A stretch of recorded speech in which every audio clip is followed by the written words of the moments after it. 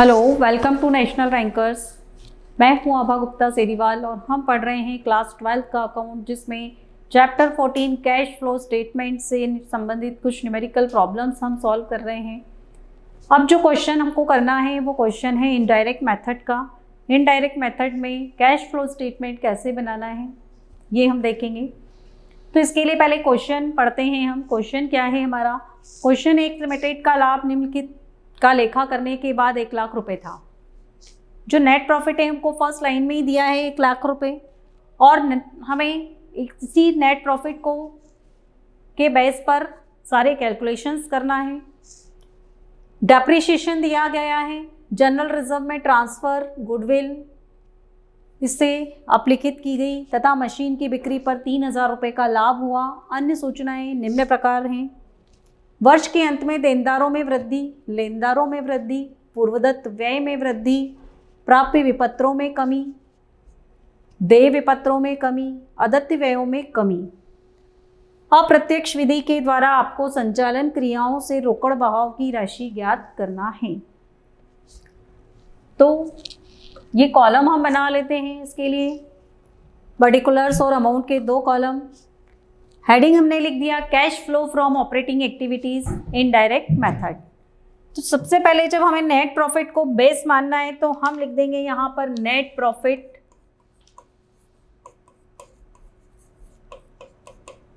Before tax.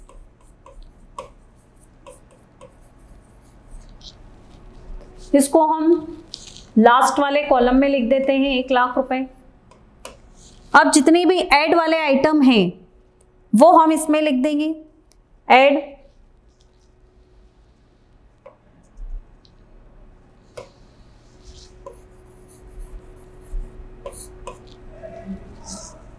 इसमें सबसे पहले लिखेंगे ऐड में हम transfer to general reserve,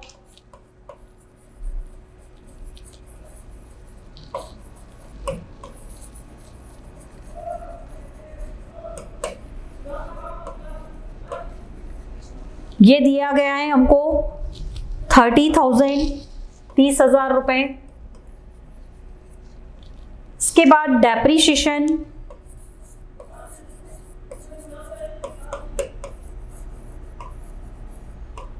depreciation दिया गया है हमको 20,000 का। ये हमने लिख दिया है यहाँ फर्स्ट वाले कॉलम में, क्योंकि हम सबको एक साथ लिख कर प्लस करके फिर उधर ट्रांसफर उसको कर देंगे। इसके बाद goodwill return of,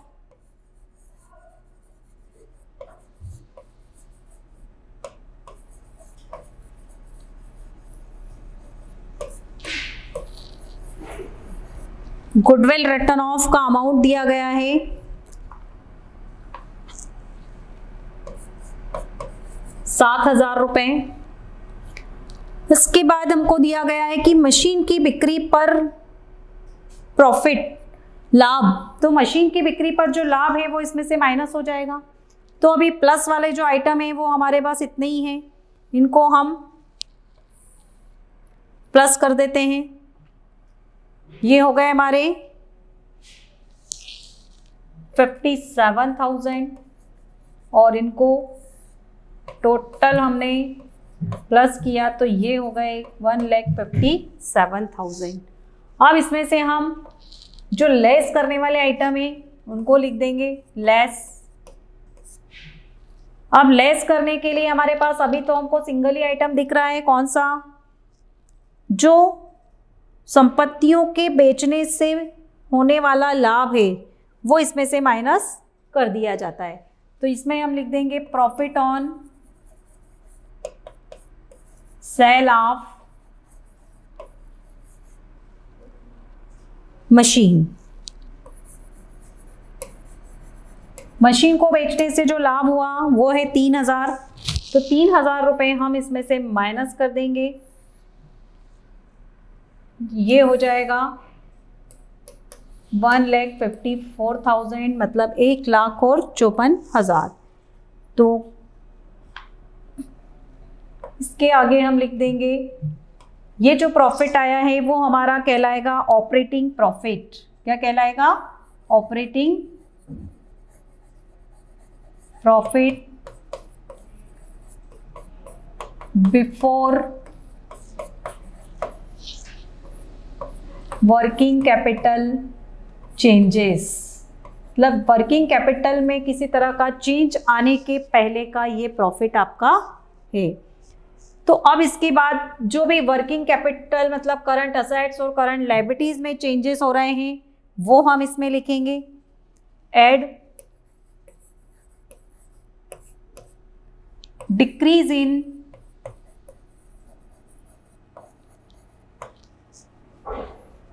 current assets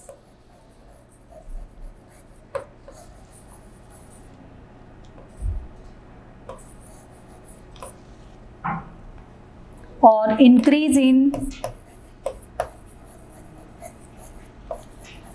current liabilities. अब इस जो 1,54,000 का जो अमाउंट आया हमारा, ये क्या कौन सा प्रॉफिट है? ये ऑपरेटिंग प्रॉफिट है। Operating profit before working capital changes. इसमें से हमको अगर असेट्स करंट असेट्स में किसी तरह का कोई डिक्रीज हुआ है तो वो ऐड कर देना है, और उसमें करंट लायबिलिटीज में किसी तरह का कोई इंक्रीज हुआ है तो वो भी हमको इसमें ऐड कर देना है। तो ये हेडिंग लिखने के बाद अब हम देखेंगे कि कौन कौन सी असेट्स हैं जो डिक्रीज हो रही हैं। करंट असेट्स में जो डिक्रीज हो रहा है वो सबसे पहले देखिए आप, इसने क्लियर बोला है कि प्राप्य विपत्रों में कमी। जो प्राप्य विपत्र हैं वो कम हो रहे हैं। प्राप्य विपत्र मतलब बिल्स रिसीवेबल, उनमें कमी हो गई 3,000 रुपये की। तो हम यहाँ पर लिख देंगे डिक्रीज इन बिल्स रिसीवेबल 3,000। इसके अलावा और किसी भी असेट्स में कमी नहीं हुई है, वृद्धि हुई है, इंक्रीज हुआ है तो वो हम लेस में ले लेंगे। अब इसके बाद में अगर किसी लायबिलिटी में इंक्रीज हो रहा है तो वो इसमें आ जाएगा। अब लायबिलिटी में इंक्रीज देखो आप, लायबिलिटी है क्रेडिटर्स में इंक्रीज हो रहा है तो हम लिख लेंगे इंक्रीज इन क्रेडिटर्स।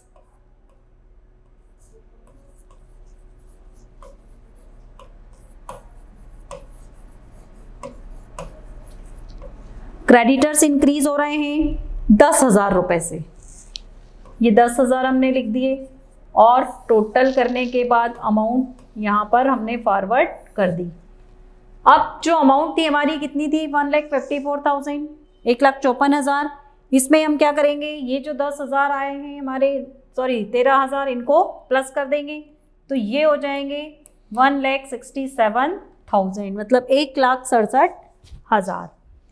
फिर इसमें लिखेंगे लेस मतलब अब जो माइनस करना है हमको, अब माइनस क्या करना है हमको, जस्ट इसका अपोजिट माइनस करेंगे हम कि increase in current assets.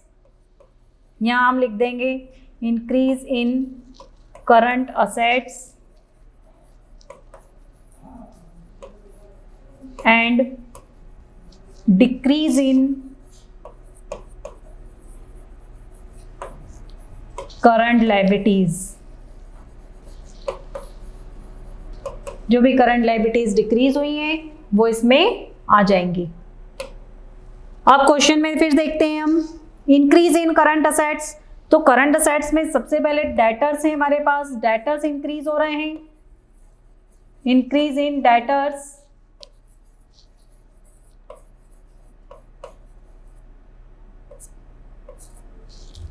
Increase in debtors का अमाउंट है 6,000, यहाँ लिख दिया हमने 6,000। इसके बाद में प्रीपेड एक्सपेंसेस, ये भी असेट्स में आते हैं, ये इंक्रीज हो रहे हैं, इंक्रीज इन प्रीपेड एक्सपेंसेस। इसका अमाउंट है 200 रुपये। इसके बाद डिक्रीज हो रहे हैं बिल्स पेबल, वो इसमें आ जाएंगे, डिक्रीज इन बिल्स पेबल। इसका अमाउंट है 4,000। और फिर है अमाउंट हमारे पास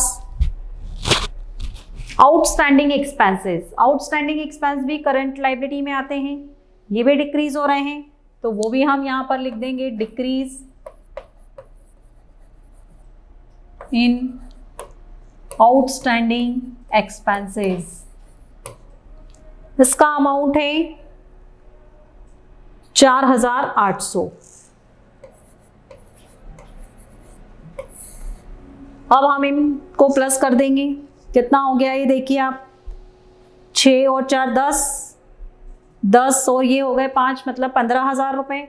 ये 15,000 रुपये यहाँ लिख देंगे हम और माइनस कर देंगे। ये 7 में से 5 गया 2, मतलब कितना आ गया हमारा आंसर, 1,52,000। इसके आगे लिख देंगे हम cash flow from operating activities. Cash flow from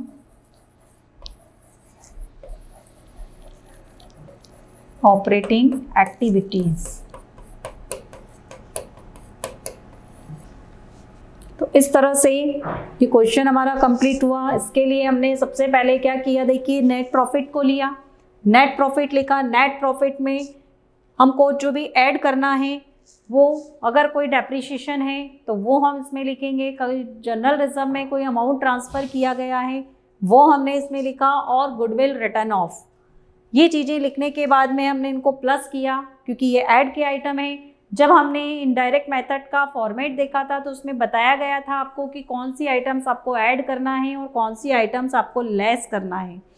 ये आइटम ऐड करने का कारण ये होता है क्योंकि अभी इनके लिए प्रोविज़न किया गया है, ऑनली प्रोविज़न है, ये एक्चुअल में अमाउंट अभी उनके लिए खर्च नहीं की गई है, तो इनको अभी प्लस किया जाएगा नेट प्रॉफिट में, न कि माइनस किया जाएगा। तो इस तरह से इन तीनों को हमने प्लस किया तो अमाउंट आया हमारा 1,57,000। 1,57,000 में जो मशीन को बेचने से प्रॉफिट हुआ था उसको हमने माइनस किया, तो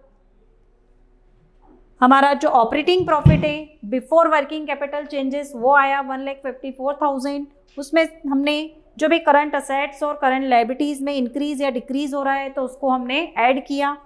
ऐड करने के लिए क्वेश्चन में आपको कब किस असेट्स में इंक्रीज़ हो रहा है डिक्रीज़ हो रहा है ये सब दिया हुआ है, तो उसको हमने लिखा है कि डिक्रीज़ इन बिल्स रिसीवेबल 3,000 रुपये, इंक्रीज़ इन क्रेडिटर्स 10,000 रुपये।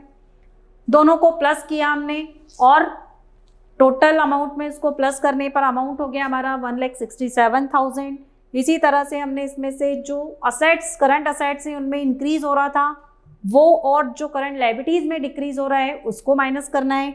तो उसमें डाइटर्स का अमाउंट 6,000 रुपये से इंक्रीज़ हुआ, प्रीपेड एक्सपेंसेस 200 रुपये से इंक्रीज़ हुआ, और बिल्स पेबल 4,000 रुपये से डिक्रीज़ हो गया। उसी तरह से आउटस्टैंडिंग एक्सपेंसेस जो है वो भी 4,800 रुपये से डिक्रीज़ हो गया। तो इस तरह से इन सबको हमने टोटल किया।